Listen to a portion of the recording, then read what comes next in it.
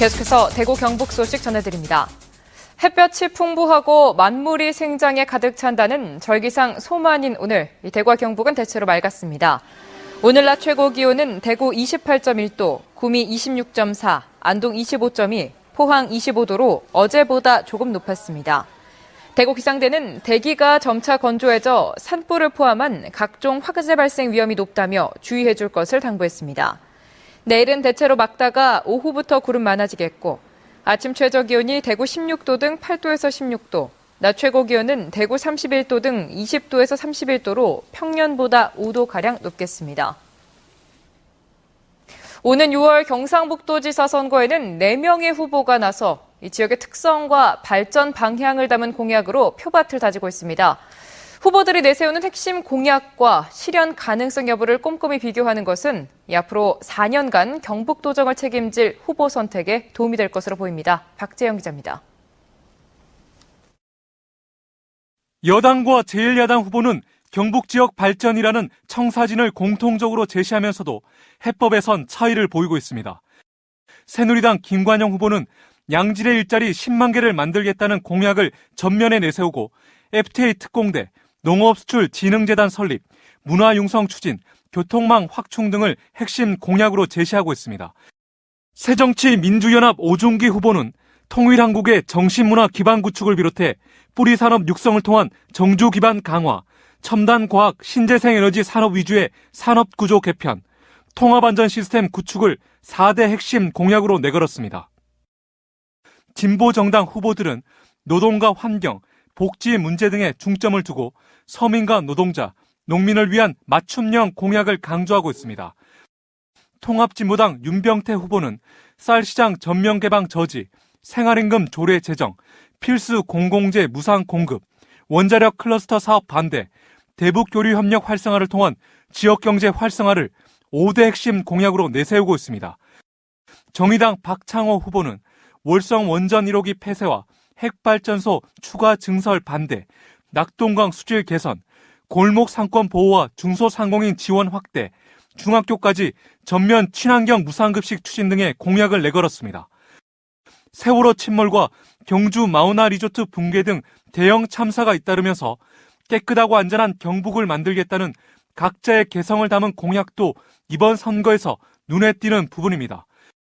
비슷비슷한 공약이 줄을 이루고 있는 가운데 어느 후보가 현실성이 떨어지는 빌공짜 공약을 더 내세우고 있는지를 꼼꼼하게 따져보는 것도 후보 선택에 있어 기묘한 잣대가 될 것으로 보입니다.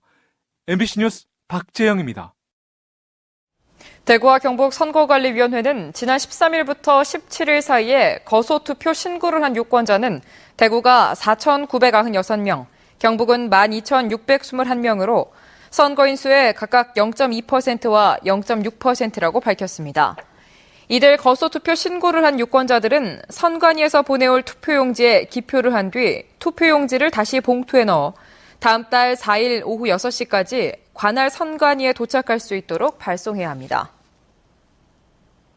세월호 참사로 박근혜 대통령이 관피와 관행을 척결하겠다고 약속한 가운데 전교조 경북지부는 교육계에 만연한 관피아도 근절돼야 한다고 주장했습니다. 전교조는 지난 2000년부터 경북도 교육청의 장학관 등 6명이 퇴직한 이후 사립학교 교장으로 임용됐다며 이 같은 관행은 전관예우로 이어져 사립학교에 대한 교육청의 관리 감독이 제대로 이루어지지 못할 가능성이 높다고 지적했습니다.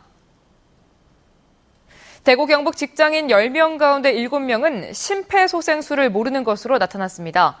질병관리본부가 전국 직장인 3,500여 명을 설문조사한 결과 대구 경북에서 심폐소생술을 할 수 있다고 답한 사람은 전체 31%로 강원과 충청 등에 이어 전국 5번째를 기록했습니다. 심폐소생술을 정확하게 할 수 있다고 답한 사람은 4%에 불과했습니다. 해외에서 유입된 홍역이 안동에서도 확산될 조짐을 보이고 있습니다. 이 보건당국은 전염력이 매우 높다며 예방접종을 꼭 해줄 것을 당부하고 있습니다. 이호영 기자가 보도합니다. 안동시 보건당국에 신고된 올해 홍역 의심 환자는 모두 12명. 이 가운데 3명은 확진자로 판명됐고 나머지 11명 중 4명은 음성으로 5명은 검사 중에 있습니다. 홍역 확진 환자는 갓 태어난 0세부터 2세까지가 2명, 20살의 여대생도 1명 포함됐습니다. 이들은 38도 이상의 고열과 발진을 동반하는 등 전형적인 홍역 증상을 보여 병원 치료를 받고 있습니다. 그 38도 이상의 고열과 함께 특징적인 발진이 머리부터 발끝으로 진행되는 발진이 동반이 됩니다. 특히 또 콧물과 기침, 결막염 같은 것들이 동반이 되기 때문에 그런 경우에는 빨리 병원에 오셔서 진료를 받으시는 게 좋을 것 같습니다. 영주에서도 1명의 의심 환자가 발생해 현재 검사 중에 있습니다. 홍역은 전염력이 매우 높은 질환으로 호흡기를 통하거나 오염된 물건 그리고 손을 통해 전염되기 때문에 손 씻기 등 개인 위생 관리가 무엇보다 중요합니다. 특히 1차와 2차 예방접종 여부를 확인하고 반드시 2차 접종까지 맞아야 합니다. 1차는 생후 12개월에서 15개월, 그리고 2차는 생후 만 4세에서 6세 사이에 접종을 하고 있는데 12개월이 지나게 됐을 때 지체 없이 접종을 하는 것이 좋고 만 4세가 지나서도 2차 접종을 지체 없이 맞으시는 게 좋습니다. 해외 여행객들은 더욱 주의해야 합니다. 홍역이 유행하는 나라를 찾은 여행객 가운데 소아나 청소년들은 2차 예방접종을 맞았는지를 반드시 확인해야 합니다. 성인 가운데서도 2차 접종을 하지 않은 사람은 지금이라도 2차 접종을 하는 게 좋다고 보건당국은 권장하고 있습니다. 도내에서 지금까지 홍역 의심이 신고된 곳은 안동과 영주뿐입니다. MBC 뉴스 이호영입니다. 다음 달 개막할 2014 브라질 월드컵과 관련해 대구시는 대한민국의 경기가 있는 다음 달 18일과 23일, 27일에 국제보상운동 기념공원에 거리 응원 장소를 마련하기로 했다고 밝혔습니다. 하지만 세월호 참사에다 경기가 새벽과 이른 아침에 있어 추가로 거리 응원 장소를 정한 곳은 없다고 덧붙였습니다.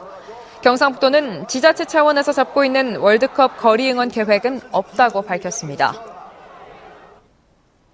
대구시는 대구에 있는 30층 이상 고층 아파트는 모두 34곳으로 우선적으로 다음 달에 7곳을 대구시와 유관기관 관계자, 관련 전문가들이 재난 대비 상태를 합동 점검합니다. 이번 점검에서는 소화전압 불법 주차 여부와 방화문과 피난 안전구역 관리 상태, 각종 설비 작동 상태를 집중적으로 살펴보고 아파트 관리자가 화재나 재난 관련 행동 요령을 잘 알고 있는지도 점검합니다. 동북지방통계청에 따르면 지난해 말 현재 경북의 농가 수는 19만 5천여 가구로 10년 전보다 10% 줄었고 농가 인구는 45만 8천여 명으로 10년 전보다 18% 줄었습니다. 또 농가 인구 중 65살 이상의 노인은 40.9%로 10년 전보다 9.4%포인트 증가했고 70살 이상의 고령자가 전체 40%로 10년 전보다 16.7%포인트 증가해 고령화가 심각한 것으로 나타났습니다. 대구 성서경찰서는 지난 2월부터 최근까지 대구시 달서구 일대 주점 2곳에서 국군 기무사령부 군무원 행세를 하며 6차례에 걸쳐 술값 80만 원을 내지 않은 혐의로 46살 박모 씨를 불구속 입건했습니다. 경찰은 전직 부사관 출신인 박 씨가 기무사령부 명함까지 위조해 술값을 요구하면 영업을 하지 못하게 하겠다며 업주들을 협박했다고 밝혔습니다. 대구 성서경찰서는 지난 12일 밤 11시 40분쯤 대구시 달서구 감삼동 주택가에 세워진 오토바이와 1톤 트럭에 불을 내고 이 불이 주택에도 일부 옮겨붙어 1,300만 원의 재산 피해를 낸 혐의로 38살 배모 씨를 구속했습니다. 경찰은 배 씨가 별다른 이유 없이 불을 질렀다고 진술했다고 밝혔습니다. 지금까지 대구 경북 소식 전해드렸습니다. 시청해주신 여러분 고맙습니다.